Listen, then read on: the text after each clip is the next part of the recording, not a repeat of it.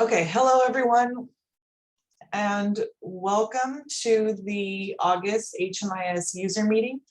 If you haven't already, please enter your agency name in the chat box so we know who is participating. So this is our agenda today. We have some staff updates as well as some updates to the coordinated entry knowledge base articles, and a new COC dashboard, as well as some updates on the LSA. We want to talk about the moving on and stepping up assessments that are in HMIS, as well as some new Vietnamese forms. Quickly go over the data quality report cards and the audits, and then wrap up with the monthly training webinar update and the agenda for the data and performance management meeting. And as usual, we do offer a little bit of Q&A at the end if anybody has questions. All right, so first, Adriana has left the HMIS team to pursue a new opportunity, and we are going to definitely miss her and wish her the best in her new position. And so we are hiring for an HMIS program manager, as well as an additional data analyst. And so if you know anyone interested, the links are there, and they're also on our website. Another quick update, we have updated the coordinated entry knowledge base articles to incorporate the individual and veteran components of the coordinated entry system. And the list of articles that have been updated are included on the slide. For some of these are pretty minor edits, just things like adding the name of the veteran assessment and individual assessment. But probably the article with the most updates is the coordinated entry looker report article. This article includes a list of all of the reports in looker for coordinated entry, and that list has been updated to include new reports that have been added in the past few months. And then the other article, probably with the most updates, is the additional agency access article. This article isn't specific to coordinated entry, but it goes over why a user might need access to additional agencies and how to change your access between agencies. And coordinated entry users are a common reason that a user would need access to more than one agency. So those changes are made and available now in our knowledge base if you would like to check them out. And then the links to these articles will be included in the minutes as well. All right, Diana. Yes. So good morning, everyone. We have published the COC dashboard for Q2, which it incorporates April 1st through June 30th of 2021. The dashboard contains information on clients who were active in any project type in HMIS or contacted 211 OC for information and referrals during this reporting period. So the link will be available in this slide, and it is available on our website for you to check out. So I encourage you to take a look at it and check out what we've been doing the last quarter. Thank you. LSA submission will start this fall, and the HMIS team wanted to get a head start with corrections. So we will need support from all HMIS participating agencies during this process. So please keep an eye out for an email that will be sent out the week of August 16th. Some common errors that you will see is issues with relationship to head of household, errors with start date, exit date, and bed nights for emergency shelters, and overlapping enrollment, which means a participant is enrolled in emergency shelter at the same time or a housing project at the same time.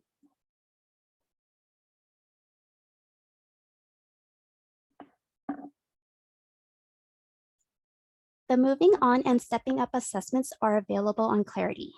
They are located under the coordinated entry programs. These assessments are completed for participants who are formerly homeless in rapid rehousing or permanent housing programs and are being referred to CES for different housing sources. The moving on assessment is for those who are in PH projects and are volunteering to move on, but will still be eligible to receive rental assistance. The stepping up assessment is for participants and households in rapid rehousing that will need higher level of support to maintain housing stability. These two assessments are either under individual coordinated entry system or family coordinated entry system. To access these assessments, you will need to enroll the households into either individual CS or family CS. So you would either go under County of Orange or Family Solution Collaborative. And you can see the example to our right.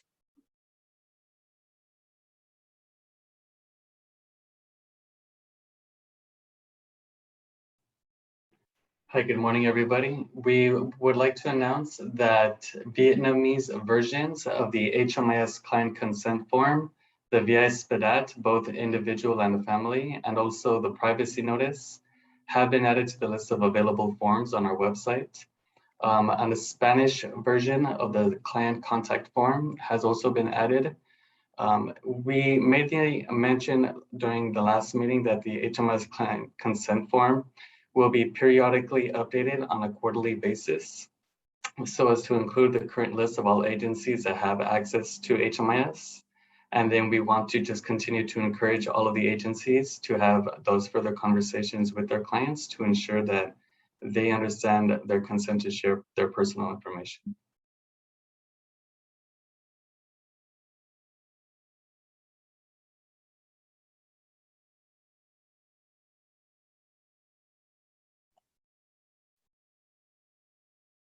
Hello, can you guys hear me? Yes. Okay, perfect. So the 2021 Q2 data quality report cards have been published, and they're now available on our website. You can find this under the HMIS, the data quality report cards on the main menu. If you can please click on the link for me, Erin. And I've also included the link for your convenience as well. So the data quality report cards will go over two sections. First is the data completeness and accuracy of all the data elements listed here on the right-hand side. So you can go ahead and click on the drop-down menu and then select your project, and then it would basically give you an overview of your data completeness and accuracy by each project. And then the second page, we have data timeliness. So this measures when data is entered into HMIS, and it is categorized by project enrollment, project exit, and also by services. So ideally, by HUD standards, we would like the data to be entered into the system within 3 days of when the data is collected. So similarly to the completeness and accuracy page, you'll be able to go to the drop-down menu and select a project pertaining to your agency. So if you do see that your project has a higher percentage of data being entered over 3 days, please make an effort to enter the data within the 3-day time frame to improve your data timeliness. Do we have any questions? I do not see anything. Okay.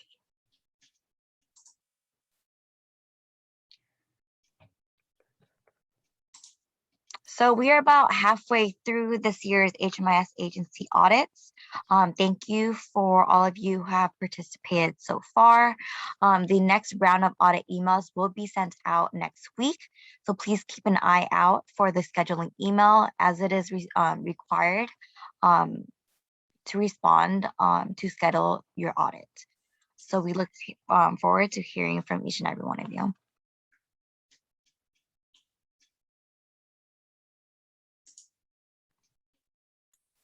Good morning, everyone. Thank you for attending the July Looker Training webinar. The recording and the slides are available to view on the HMIS website, so be sure and check them out. And we would greatly appreciate your responses to our survey. They'll help us improve our training for any coming seminars. Erin, can you switch the slide? Thank you. This month, we'll be covering CES training on Thursday, August 26th at 10 a.m.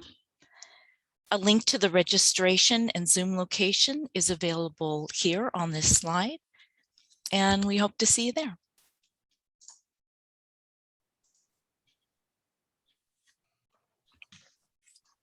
So the agenda for this month's data and performance meeting is as follows. We have the data accuracy dashboard.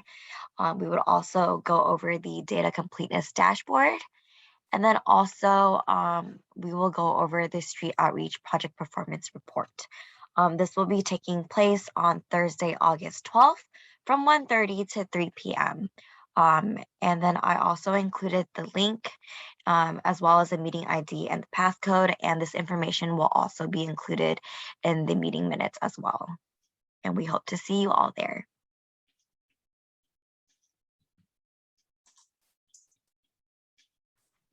All right, so we had a pretty quick meeting today, just a lot of updates for you. So we do have some time for some Q&A if anyone has any burning questions they want to go over or anything in HMIS that maybe they're not understanding that we can help with.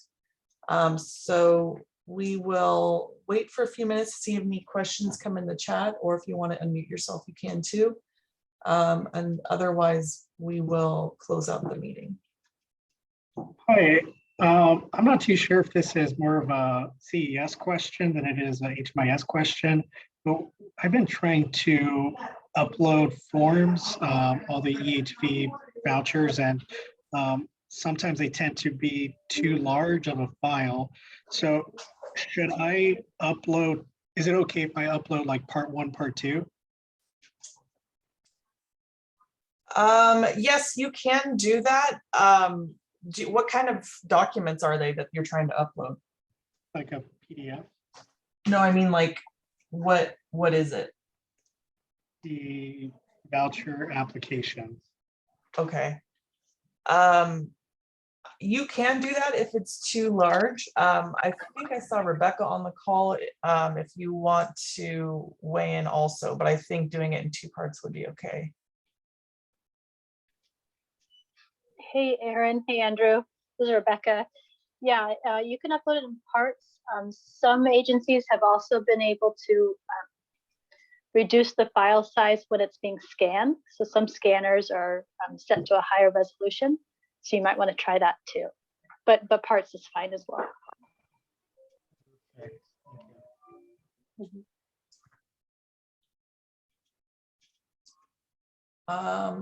All right. We got a question asking if we know when the NOFA is dropping. We do not. We expect it to be fairly soon because they did recently release the updated GIW. And we have started working on the NOFA process a little bit to figure out the rating and ranking situation, but we have not received the official date when the NOFA is dropping.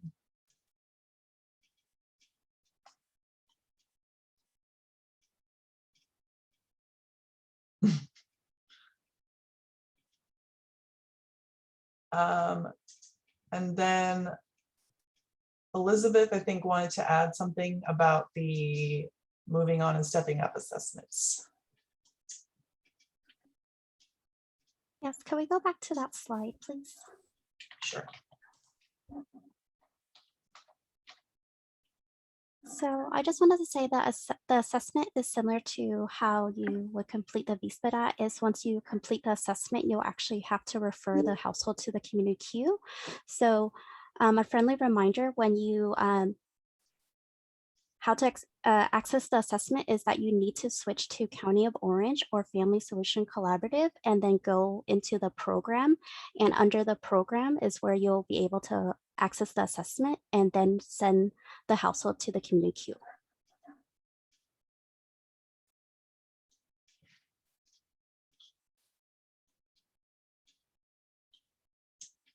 All right. Any other questions?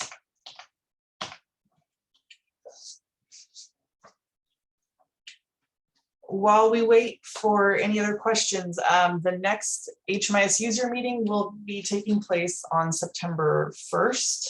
And as usual, we will send out the meeting minutes and slides from this meeting for everyone, as well as the recording. And the agenda for the September meeting will be sent out the week prior to that meeting. If you haven't already, please enter your agency name in the chat box so we know who is participating, and I'll give it just one more minute.